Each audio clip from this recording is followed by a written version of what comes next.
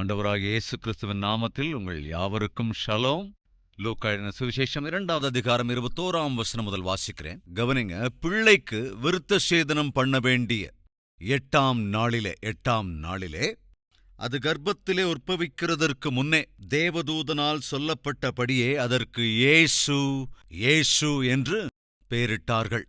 மோசேயின் நியாயப்பிரமாணத்தின்படியே அவர்களுடைய சுத்திகரிப்பு நாட்கள் நிறைவேறின போது முதற்பேரான எந்த ஆண் பிள்ளையும் கர்த்தருக்கு பரிசுத்தமானது எனப்படும் என்று கர்த்தருடைய நியாயப்பிரமாணத்தில் எழுதியிருக்கிறபடி அவரை கர்த்தருக்கென்று ஒப்புக்கொடுக்கவும், கர்த்தருடைய நியாயப்பிரமாணத்தில் சொல்லியிருக்கிறபடி ஒரு ஜோடு காட்டுப்புறாவையாவது 2 புறாக்குஞ்சுகளையாவது பலியாக செலுத்தவும் அவரை எருசலேமுக்கு கொண்டு போனார்கள். அப்பொழுது சிமியோன் என்னும் பேர் கொண்ட ஒரு மனுஷன் எருசலேமில் இருந்தான். அவன் நீதியும் தேவபக்தியும் உள்ளவனாயும் இஸ்ரவேலின் ஆறுதல் வர காத்திருக்கிறவனாயும் இருந்தான். அவன் மேல் பரிசுத்த ஆவி இருந்தார். கர்த்தருடைய கிறிஸ்துவை நீ காணும் முன்னே மரணமடைய மாட்டாய் என்று பரிசுத்த ஆவியினாலே அவனுக்கு அறிவிக்கப்பட்டுமிருந்தது. அவன் ஆவியின் ஏவுதலினால் தேவாலயத்திலே வந்திருந்தான். இயேசு என்னும் பிள்ளைக்காக நியாயப்பிரமாண முறையின்படி செய்வதற்கு, கவனிங்க, தாய் தகப்பன்மார் அவரை உள்ளே கொண்டு வருகையில் அவன் அவரை தன் கைகளில் ஏந்திக் கொண்டு தேவனை ஸ்தோத்தரித்து, ஆண்டவரே, உமது வார்த்தையின்படி உமது அடியேனை இப்பொழுது சமாதானத்தோடே போக விடுகிறீர். புறஜாதிகளுக்கு பிரகாசிக்கிற ஒளியாகவும் உம்முடைய ஜனமாகிய இஸ்ரவேலுக்கு மகிமையாகவும் தேவரீர் சகல ஜனங்களுக்கு முன்பாக ஆயத்தம் பண்ணின உம்முடைய இரட்சண்யத்தை என் கண்கள் கண்டது என்றான். கிறிஸ்மஸ் என்றால் கிறிஸ்து பிறந்ததற்கு பிறகு இடம்பெற்ற சில விசேஷமான, வினோதமான, விசித்திரமான சம்பவங்கள் சிலவற்றை உங்களோடு வேகமாய் பகிர்கிறேன். மத்தேயு சுவிசேஷத்தை நீங்கள் வாசிக்கும்போது 1வது அதிகாரத்திலே இயேசு கிறிஸ்து பிறந்ததாக நாம் பார்க்கிறோம். 2வது அதிகாரத்திற்கு நாம் வருகிறபோது டைரக்டாக மத்தேயு ஏரோது ராஜாவை அங்கே அறிமுகம் செய்கிறான். ஏரோது ராஜா யூதேயா தேசத்தை ஆளுகை செய்து கொண்டிருந்த அந்த நாட்களிலே கீழ்த்திசையிலிருந்து ஞானிகள் வந்து, யூதாவுக்கு ராஜாவாக பிறந்திருக்கிறவர் எங்கே என்று கேள்வி கேட்கிறதை நாம் அங்கே பார்க்கிறோம். அப்பொழுதே இயேசு கிறிஸ்து பிறந்து சில காலம் கடந்திருந்தது. அதாவது அந்த ஞானிகள் நட்சத்திரத்தை பார்த்தபோது அவர்கள் பிரயாணமாய் புறப்பட்டு வந்தார்கள். அப்படி பிரயாணம் பண்ணி வருவதற்கு அநேக காலம் பிடித்திருக்கும். 2 வயதுக்குட்பட்ட குழந்தைகள் எல்லோரையும் கொன்றுவிடுங்கள் என்று ஏரோது ஆணையிடுவதற்கு காரணம் என்னவென்றால், எப்பொழுது அந்த நட்சத்திரத்தை அந்த ஞானிகள் கண்டார்களோ என்பதை ஏரோது அவர்களிடம் கேட்டு தெரிந்து கொண்டான். எனவே திட்டவட்டமாக இயேசு கிறிஸ்து ஏற்கனவே, அதாவது 1 வருடத்திலிருந்து 2 வருட காலம் ஆகியிருக்கலாம் இயேசு கிறிஸ்து பிறந்து என்பதற்கு அது அடையாளம். அதாவது அந்த ஞானிகள் தந்த தகவலின் அடிப்படையில். எனவேதான் ஏரோது அவனாக ஒரு முடிவுக்கு வந்துவிடுகிறான். என்னவென்றால், யூதருக்கு ராஜாவாக பிறந்திருக்கிற அந்த பாலகனான இயேசு சுமார் 1 வயதிலிருந்து 2 வயதுக்குள் இருக்கிற குழந்தையாக இருக்க வேண்டும் என்ற முடிவுக்கு வந்துதான் 2 வயதுக்குட்பட்டிருக்கிற குழந்தைகளை, ஆண் குழந்தைகள் எல்லோரையுமே கொன்றுவிடுகிறான். அதாவது மத்தேயு சுவிசேஷத்தை ஜாக்கிரதையாய் நாம் பரிசீலிக்கிற வேளையில் மத்தேயு 2வது அதிகாரத்திலே இயேசு கிறிஸ்து பிறந்திருக்கிற இயேசு கிறிஸ்துவை தரிசிக்க வேண்டும், பணிய வேண்டும் என்று ஞானிகள் வந்து அவர்கள் பாலனை ஆராதித்தது எல்லாவற்றையும் எழுதியிருக்கிறான். எனவே 1 அதிகாரத்துக்கும் 2வது அதிகாரத்துக்கும் மத்தியில் 1 வருடத்திலிருந்து சுமார் 2 வருட காலம் கடந்திருந்தது. ஆனால் லூக்காவின் சுவிசேஷத்துக்கு வருகிறபோது அதன் 2வது அதிகாரத்திலே 1வது வசனத்திலிருந்து 20வது வசனம் வரைக்கும் இயேசு கிறிஸ்துவின் பிறப்பை குறித்து அங்கே எழுதப்பட்டிருக்கிறது. எனவே 20வது வசனத்திற்கும் 21வது வசனத்துக்கும் மத்தியில் இடம்பெற்றிருக்கிற காலம் என்பது ஒன்லி 8 நாட்கள் மட்டும்தான். எத்தனை நாட்கள்? just 8 days. கவனிங்க, இயேசு கிறிஸ்து பிறந்ததற்குப் பிறகு இடம்பெற்ற சில சம்பவங்களை இன்று உங்களோடு நான் பகிர்ந்து கொள்ள விரும்புகிறேன். 8வது நாள் வந்துவிட்டது.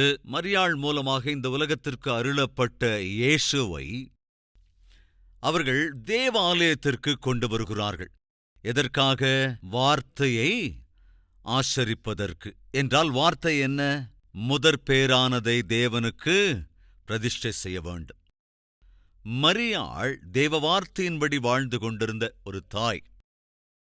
யோசேப்பு பிசிக்கலா இயேசுவுக்கு தகப்பனாக இல்லாவிட்டாலும் மரியாள் மூலமாக பிறந்திருக்கிற இயேசு கிறிஸ்துவை போஷிப்பதற்காக ஒரு தகப்பனாக தெரிந்து கொள்ளப்பட்டவன்தான் யோசேப்பு. அந்த பொறுப்பை ஏற்றுக்கொண்டிருந்தான் யோசேப்பு. அவனும் கூட தேவ வார்த்தையின்படி வாழ்கிற ஒரு அற்புதமான நீதிமான். இயேசுவை வளர்க்கிற தகப்பனாக யோசேப்பும் இயேசுவை பெற்ற தாயாகிய மரியாளும், இவர்கள் இருவருமே கூட தேவ வார்த்தைக்கு மதிப்பு கொடுக்கிற அற்புதமான ஆவிக்குரியவர்கள். தயவு செஞ்சு கவனிக்கணும். யாரெல்லாம் தேவ வார்த்தைக்கு மதிப்பு கொடுக்கிறார்களோ அவர்கள் விலையேறப்பெற்ற ஆவிக்குரிய வாழ்க்கையை வாழ்வார்கள். நம்முடைய வாழ்க்கைக்கு மதிப்பை கற்றுத்தருவது மதிப்புள்ள தேவ வார்த்தைகள் தான். இந்த வார்த்தைகளை நாம் கேட்கிற போது, இந்த வார்த்தைகளை நாம் தியானிக்கிற போது நம்முடைய வாழ்க்கை மதிப்புள்ளதாக இருக்கும், வேல்யூஸ் நிறைந்த வாழ்க்கையாக இருக்கும். எந்த நபர் தேவ வார்த்தைக்கு விரோதமாக, தேவ வார்த்தைக்கு தூரமாக வாழ்கிறார்களோ அந்த நபர் ஒரு வில்லையில்லாத வாழ்க்கையைத்தான் வாழ்ந்து கொண்டிருப்பார். அவர்கள் இருவரும் சேர்ந்து ஒரு முடிவெடுத்தார்கள். அது என்னவென்றால், தேவனுடைய நியாயப்பிரமாணத்தை நாம் நம்முடைய கிரியைகளிலே வைக்க வேண்டும், வார்த்தையின்படி நடக்க வேண்டும். முதற்பேறான குமாரனாக மரியாளுக்கு இயேசு கிடைக்கப் பெற்றார். அந்த இயேசு கிறிஸ்துவை, முதற்பேறான பலனை தேவனுக்கு கொடுக்க வேண்டும் என்ற நோக்கத்தோடு கூடத்தான் இயேசு கிறிஸ்துவை தேவாலயத்திற்கு கொண்டு வந்தார்கள். அன்பு சகோதர சகோதரிகளே, தேவன் உங்களுக்கு கிருபையாய் அருளியிருக்கிற முதற் பலனை என்ன செய்ய வேண்டும்? என்ன செய்ய வேண்டும் சொல்லுங்க? தேவனுக்காக தர வேண்டும். மரியாளுக்கு பிறந்த பிள்ளையை, யோசேப்பு வளர்த்து கொண்டிருந்த அந்த பிள்ளையை அவர்கள் என்ன செய்தார்கள் தெரியுமா? தேவனுக்கே பிரதிஷ்டை செய்தார்கள். தேவனுக்கு ஒரே ஒரு குமாரன் இருந்தார். அந்த குமாரனை என்ன செய்தார் தெரியுமா? உங்களுக்காகவும் எனக்காகவும் ஒரு ஊழியனாய் அவரே அருளிச் செய்திருக்கிறார். இந்த உலகத்திற்கு அனுப்பி வைத்தார். தேவன் தம்முடைய ஒரே பேரான குமாரனை ஊழியத்திற்காக அர்ப்பணித்தார். என்றால் உன்னுடைய குமாரர்களை, குமாரத்திகளை நீ என்ன செய்ய வேண்டும் என்று நினைத்திருக்கிறாய்? டாக்டர் ஆக்கணும்னு ஆசைப்படுறவங்க சிலரா இருப்பீங்க, கலெக்டர் ஆக்கணும்னு ஆசைப்படுறவங்க சிலர் இருப்பீங்க, IPS ஆக்கணும்னு ஆசைப்படுறவங்க சிலர் இருப்பீங்க, உயர்ந்த படிப்பை படிக்க வைக்கணும்னு ஆசைப்படுறவங்க சிலர் இருப்போம். எஸ், நம்ம பிள்ளைங்க நல்லா படிக்கணுங்க, நல்ல உயர்ந்த கல்வி அறிவை பெற்றவங்களா இருக்கணும், உயர்ந்த ஸ்தானத்தை அடையணும். கரெக்டா? ஆனால் அதே சமயம் மறந்துடக்கூடாது, உன்னதமான தேவனை அவர்கள் சேவிக்க வேண்டும் என்கிற எண்ணத்தை மாத்திரம் ஒரு காலம் விட்டுவிடக் கூடாது என்று நான் கேட்டுக்கொள்ளுகின்றேன்.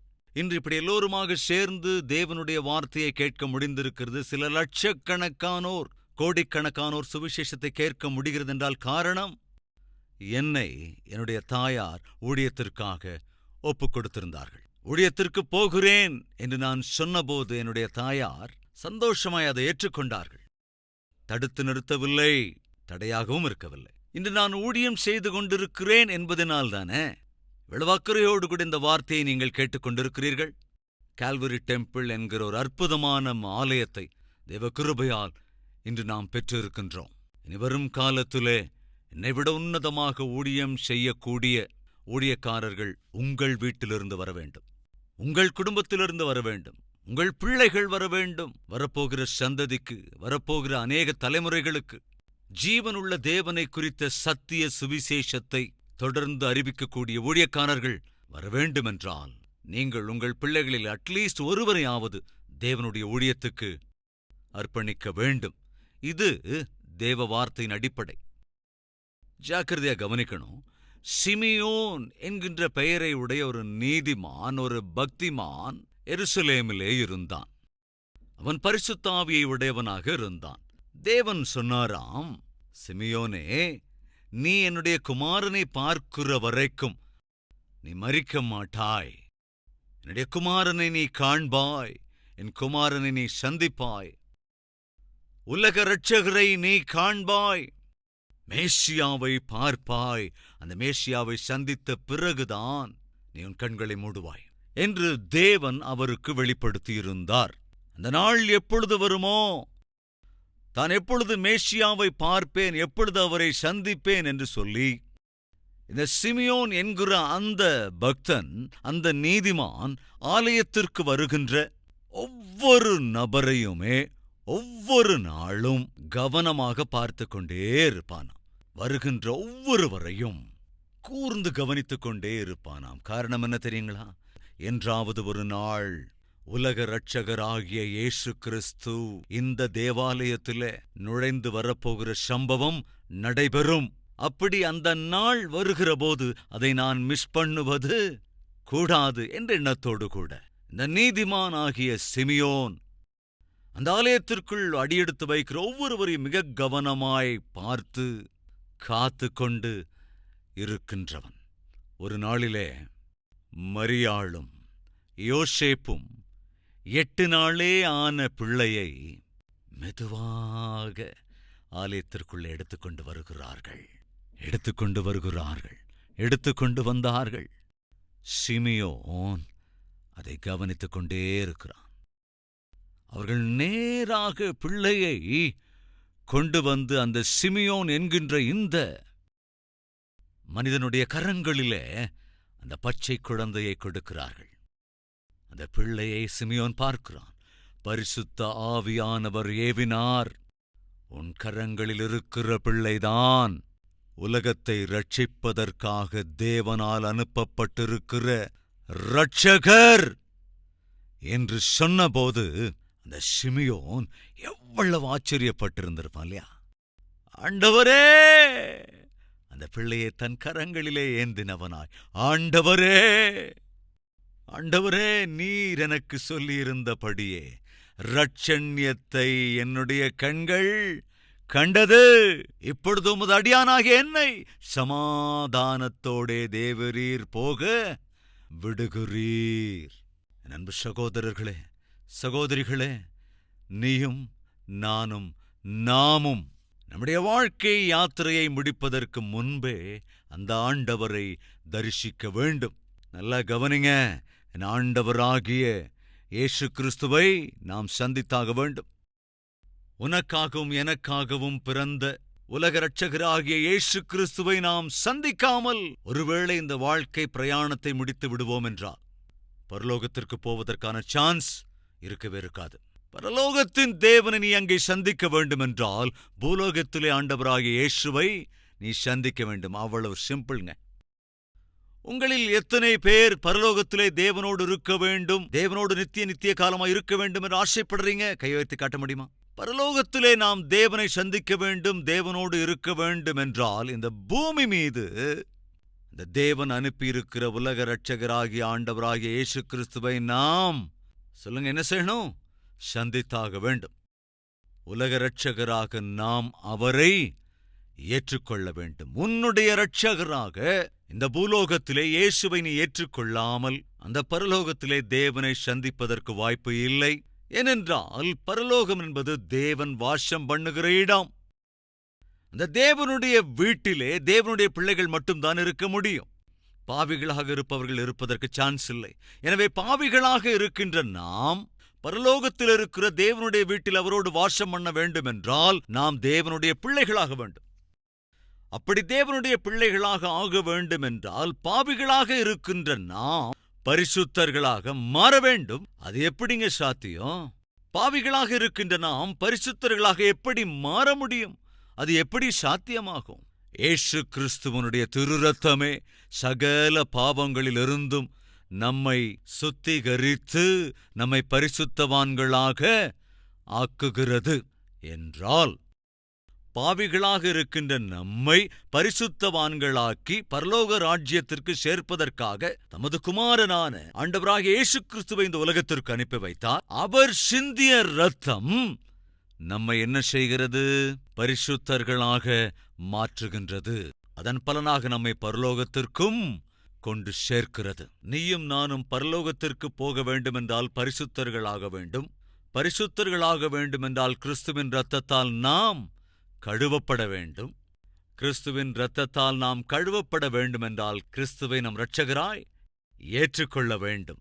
யாரெல்லாம் அவரை, அதாவது இயேசு கிறிஸ்துவை ஏற்றுக்கொள்ளுகிறார்களோ அவர்கள் எல்லோரையுமே கூட தேவன் தம்முடைய வாரிசாக ஏற்றுக்கொள்ளுகிறார் என்றால், இயேசு கிறிஸ்துவை இந்த பூலோகத்திலே நாம் ஏற்றுக்கொள்ளும் போது பரலோகத்திலே தேவன் நம்மை அங்கீகரித்துக் கொள்ளுவார். நாம் பரலோகத்திற்கு போக வேண்டும் என்றால் யாரை பின்பற்ற வேண்டும்? அவருடைய குமாரனையே பின்பற்ற வேண்டும். வலப்பக்கமும் போகக்கூடாது, இடப்புறமும் போய்விடக்கூடாது. அவரையே பின்பற்ற வேண்டும். கிறிஸ்தவன் என்றால் யார் தெரியுங்களா? கிறிஸ்துவை பின்பற்றுகிறவன். இயேசு இப்படி சொன்னார், நானே வழியும் நானே சத்தியமும் நானே ஜீவனுமாயிருக்கிறேன். என்னாலே அல்லாமல் ஒருவனும் பிதாவினிடத்திற்கு வரான்.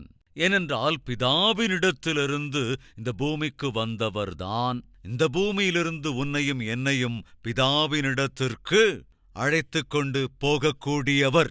நீயும் நானும் பரலோகத்திற்கு போக வேண்டும் என்றுதான், நீயும் நானும் பரலோகத்தில் நித்திய நித்தியமாய் வாழ வேண்டும் என்றுதான் பிதாவாகிய தேவன் தம்முடைய குமாரனை இந்த பூலோகத்திற்கு அனுப்பி வைத்தார்.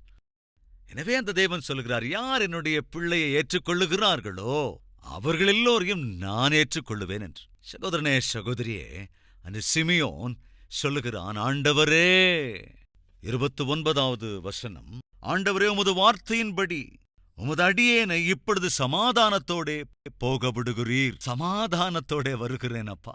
நீர் உம்முடைய குமாரனை காணும்படி செய்தீர். நீர் அனுப்பிய இந்த உலக இரட்சகரை நான் கண்ணார கண்டேன் ஆண்டவரே. யாராங்க அவரு? புறஜாதிகளுக்கு பிரகாசிக்கிற ஒளியாகவும் உம்முடைய ஜனமாகிய இஸ்ரவேலுக்கு மகிமையாகவும் தேவரீர் சகல ஜனங்களுக்கு முன்பாக ஆயத்தம் பண்ணின உம்முடைய இரட்சண்யத்தை என் கண்கள் கண்டது என்றான். இதை விட வேற எனக்கு என்ன வேணும் ஆண்டவரே? யாருக்காக தேடிக்கொண்டிருந்தான்? இரட்சகருக்காக தேடிக்கொண்டிருந்தான். இரட்சகர் கிடைத்து விட்டார். இரட்சகரை கண்டுவிட்டான். இரட்சகரை சந்தித்து விட்டான். அந்த இரட்சகரை கண்ட பிறகு இப்படி சொல்லுகிறான், ஆண்டவரே, சமாதானத்தோடு கூட என்னுடைய யாத்திரையை நான் முடிக்கிறேன் அப்பா. அன்பு சகோதரனே, சகோதரியே, இந்த உலக யாத்திரையை நீ சமாதானத்தோடு சந்தோஷத்தோடு முடிக்க வேண்டும் என்றால் இரட்சகரை இந்த உலகத்திலே நீ சந்தித்தாக வேண்டும். இந்த பிரபஞ்சத்திலே பெரிய பெரிய ராஜ்யங்களை எல்லாம் ஆளுகை செய்த அரசாண்ட சக்கரவர்த்திகள் உண்டு. அவர்கள் முடிவு பயங்கரமானதாயிருந்தது. ஏரோது சக்கரவர்த்தி யூதேயா பட்டணம் எல்லாவற்றையுமே கூட ஆளுகை செய்தவன். ஆனால் நாயைப் போல செத்துப் போனான். வயிறு முழுக்க அழுகிப்போய், சரீரமெல்லாம் அழுகிப்போய், கிட்னி எல்லாம் ஃபெயில் ஆகி, ஒரு புறமான மென்டல் கூட வந்து, மறுபுறத்திலே ஃபிட்ஸ் கூட வந்து, மிகவும் ஒரு கொடூரமான துர்பாக்கியமான சாவுக்கு அவன் ஆளாகி போனான். எங்கே நிம்மதி? எங்கே சமாதானம்? துஷ்டனுக்கு, துன்மார்க்கனுக்கு நிம்மதி இருக்காது என்று வேதம் தெளிவாய் சொல்கிறது. ஜார்ஜ் விட்ஃபீல்ட் என்ற ஒரு ஊழியக்காரர் தேவ வார்த்தையை போதித்துக் கொண்டிருந்தார். முடித்துவிட்டு ரூமுக்கு வந்தார். சிறிது நேரம் ஜெபித்துவிட்டு வருகிறேன் என்று சொன்னார். ஜெபம் பண்ணுவதற்காக முழங்கால் படியிட்டார். ஜெபம் பண்ணிக்கொண்டே இருந்தார். அவருடைய சக ஊழியக்காரன் உதவியாளன் வந்து பார்க்கிறார்.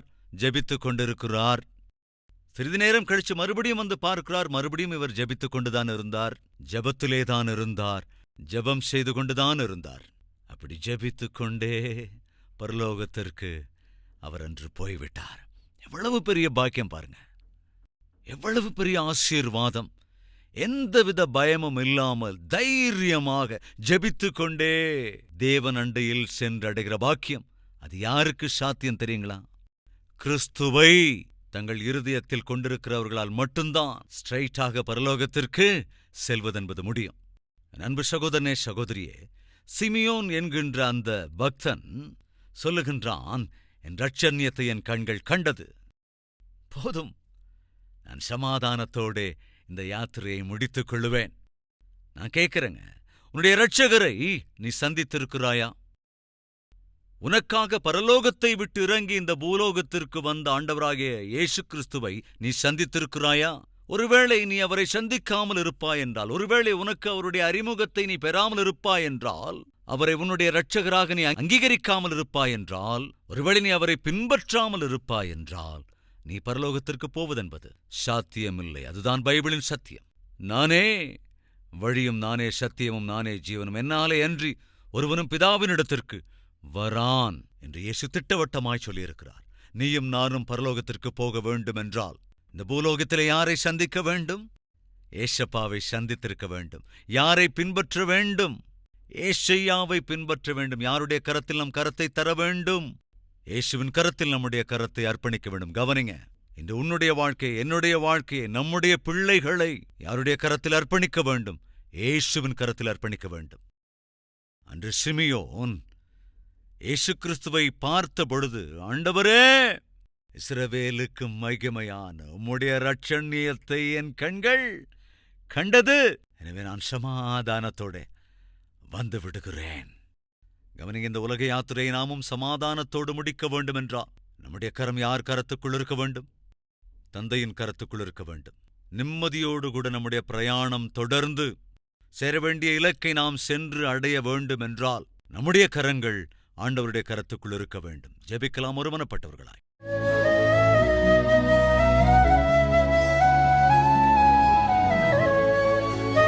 மகா பரிசுத்தமும் அன்பும் நிறைந்த பிதாவே, கிறிஸ்மஸ் முடிந்த பிறகு, அதாவது உம்முடைய குமாரனாகிய இயேசு கிறிஸ்து இந்த பூமியிலே பிறந்ததற்கு பிறகு ஆடு மேய்ப்பர்கள் அங்கே வந்தார்கள், உம்மை கண்டார்கள், ஆராதித்தார்கள், ஆர்ப்பரித்தார்கள். உம்முடைய பிறப்பை குறித்த சுவிசேஷத்தை அநேகம் பேருக்கு அவர்கள் பிரசித்தப்படுத்தினார்கள். 8வது நாளிலே மரியாளும் யோசேப்பும் உம்மை ஆலயத்திற்கு கொண்டு வந்தார்கள் பிரதிஷ்டை செய்வதற்காக. ஆண்டவரே, ஒவ்வொரு தாயும் ஒவ்வொரு தகப்பனும் தங்கள் முதற்பேரான பிள்ளையை, முதற்பேரான பலனை உம்முடைய சந்நிதிக்கு கொண்டு வர வேண்டும். பிரதிஷ்டை செய்வதற்காக முதற்பேரான பலனாக இருந்தாலும், முதற்பேரான சம்பாத்தியமாக இருந்தாலும், முதற்பேரான லாபமாக இருந்தாலும், தங்கள் வாழ்க்கையிலே முதலாவதாக பெற்றுக்கொள்ளுகிற எல்லாவற்றையும் உம்முடைய சந்நிதிக்கு வந்து உம்முடைய கரத்திலே அர்ப்பணிக்கின்ற நல்ல மனதை அருளிச் செய்யுங்க அப்பா. சிமியோன் உம்முடைய குமாரனை கண்டபோது, ஆண்டவரே, அந்த சந்தோஷத்துல இருதயத்தின் ஆழத்தில் இருந்து, ஆண்டவரே, இதோ என் கண்கள் உம்முடைய இரட்சணியத்தை கண்டது, சமாதானத்தோடே கூட நான் வருகிறேன். ஆண்டவரே, அப்பா, இப்பொழுதும் இந்த வார்த்தையை கேட்கிற ஜெபத்திலே ஒருமனப்பட்டிருக்கிற ஆண்டவரே, உம்முடைய பிள்ளைகள் ஒவ்வொருவரும் இந்த பூலோகத்திலே உம்மை சந்தித்துக் கொள்ள வேண்டும். நீர் அருளிச் செய்கிற சமாதானத்தை பெற்றுக்கொள்ள வேண்டும். இயேசு கிறிஸ்து அருளிச் செய்கிற ரட்சிப்பின் சந்தோஷத்தை பெற்றுக்கொள்ள வேண்டும். உம்மையே பின்பற்ற வேண்டும். உம்மையே பின்பற்ற வேண்டும். உம்முடைய கரங்களுக்குள்ளே அவர்களின் கரங்களை கொடுத்து உம்முடைய ராஜ்யத்தை வந்து சேருகிற வரைக்கும் உம்மோடே கூட நடக்க வேண்டும். இப்பொழுதும் யாரெல்லாம் என் கையை பிடித்துக் கொள்ளுங்க ஆண்டவரே, என் கரங்களை பற்றிக் கொள்ளுங்க ராஜா என்று தங்கள் கரங்களை, தங்கள் வாழ்க்கையை உம்மிடத்திலே அர்ப்பணித்திருக்கிறார்களோ அவர்களை ஏற்றுக்கொள்ள வேண்டும் என்று இயேசு கிறிஸ்துவின் நாமத்தில் வேண்டிக் கொள்கிறோம் பிதாவே. ஆமென்.